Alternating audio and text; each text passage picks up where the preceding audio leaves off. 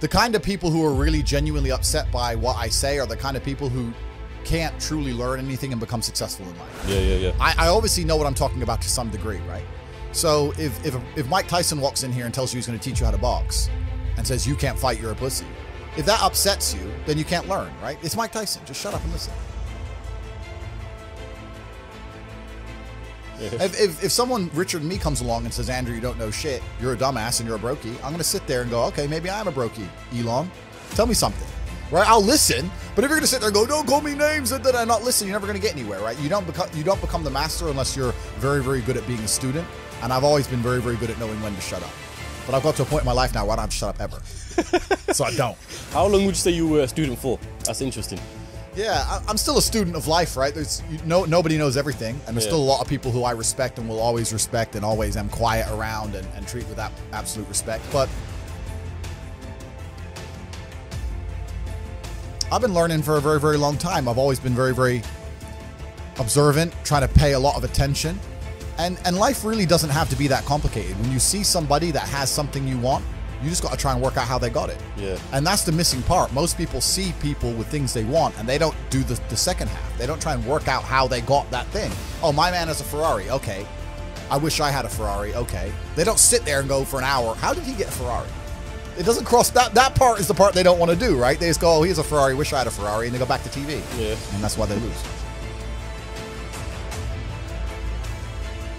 When I talk about the Matrix, I'm talking about the systems which have been created by society, which are deliberately designed to enslave. In the movie, the Matrix were used for our body heat, but here in this Matrix, we're used for our efforts and our energies.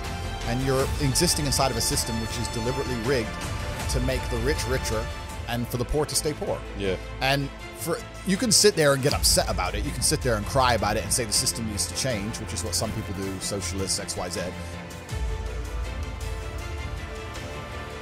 But I think that's, I know that's a waste of time, right? That's futile. The best thing to do is to understand the rules of the game and find a way to win.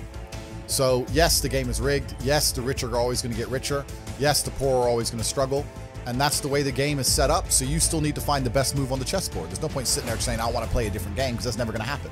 Because the people with the money are the people who have the control and they have the power. And why would they have the game set up any other way? Why would they change it? Right? Yeah. It's also the basic of economics. I think a lot of people don't understand the true basics of economics, and the basics of economics state that even giving money to the poor, that ends up back in the hands of the rich. There's no way to stop the rich getting richer. I've already explained this before. But I remember during COVID when they did the stimulus checks and they passed out all this free money to everyone, $1,000. In England, they gave a lot more money, but in America, everyone got like $1,400 each, and everyone was happy about it, saying, oh, he's giving money to the poor. Yeah, but what do those poor people spend that money on? They either, well, Amazon stock tripled because they all went to Amazon. Yep, so Jeff Bezos got richer, right? But the fact is that there's less companies than there are people. All those $1,400 checks amongst all those people at the bottom ended up in the hands of a few companies, and the rich got richer, and you can't stop it. Doesn't matter if those people invested their money, doesn't matter if they bought stocks, doesn't matter if they bought crypto, doesn't matter if they bought a house, whatever. People who have the assets and have the companies and have the control are always going to end up getting control of the currency, and they're always going to be richer. So that's kind of how it works. And it's getting worse and worse. It's have-nots and have-yachts. And that's another thing about opportunities, right? Because you have to be positioned to take advantage of opportunities. Yeah. It's like in chess, they say good moves come from good positions. It's true. You can't find a good move from a terrible position, right? If you're sitting at home with no money, it's hard to invest in Bitcoin at $1. It doesn't matter what it goes to, right? You got to be in a good position to take advantage of things. So you've always got to be in a position where you have a good network, you have good information, you have some kind of liquid money, you have the ability to survive without that money, you can take a risk. Like, it's hard to set yourself up. I'm in a position now where I'm in the NBA. I'm an NBA player. I can never go broke again. So it doesn't matter, right?